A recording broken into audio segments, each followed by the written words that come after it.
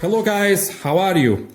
Today on this quick tip video I'll show you how to remove and reuse the center bearing from your clutch plate. This may be useful if you are repairing your gearbox or dealing with a crankshaft seal or some other stuff and you don't need to replace this bearing, but in order to remove the gearbox, this center bearing is always attached to the pressure plate, right? So how do we remove it and how do we assemble it again? So yes, here we have it, and sometimes things are a little bit easier than it may seem, and sometimes not. So this is not an easy thing to do. This is not supposed to come out at all, because every time you push on the pedal, you are forcing this bearing out. So I will try to remove this bearing here with not so much tools. On the shop it's a little bit easier. Here at my home I don't have a lot of tools, but bear with me, I will try to show you how to remove this. First things you want to know, the part that you want to remove is this outer part, not the inside.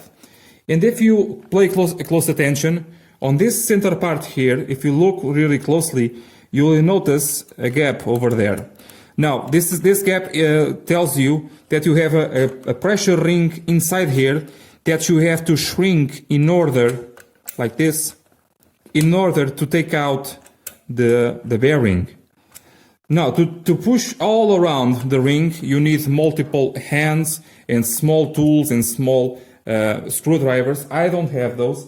I really have a lot of screwdrivers, but they are too big. I made a tool. It's not really a tool, but my friend who's no longer with us really taught me a lot of stuff, and he showed me actually this. This is a secret, a trademark secret from my dear friend who is no longer with us. So for you, this is for you, José Carlos. This is for you. So I will. The thing is, with these large surfaces, I can actually shrink almost half of the ring, and then on the other side I can work, on this side I can work with the smaller screwdriver. And yes, you will need a hammer to do this, because even though you can shrink almost all of it, you can do it 1,000 ways with 1,000 different tools. But as I told you, I don't have a lot of stuff at home, and you may not have also a lot of tools, so I think it is a win-win. You want to hammer on this part, not the inside. My tool is already a little bit up because I did the Portuguese video. Well, let's push on. This is a very stiff ring.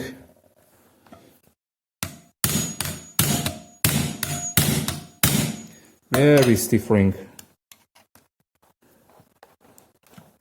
Let's try that like this. Okay, I see now on this left part here, it's already lower. So I don't want to lose that. Now on this side, try to shrink it. Let me try like this.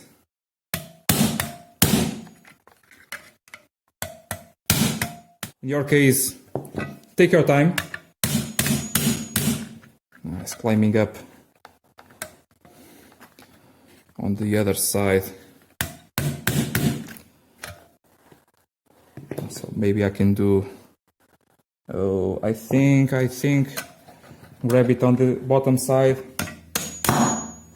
Ta-da! Here you go. So now that you have your clutch bearing out, what do you need to do to reuse them? Reuse it. You have here the retaining clip all around, and now to assemble again, you have this little tool on the bearing itself.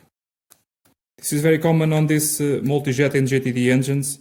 Also in other brands on PSA, it is also a little common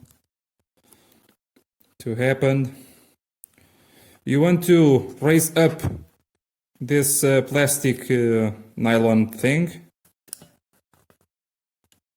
all around in order to shrink the retaining clip. Take your time. Do it right, because this is crucial. If you don't do this right, you have to remove the gearbox again. Okay, now it sits comfortable in there. As you can see, the retaining clip is underneath this plastic ring.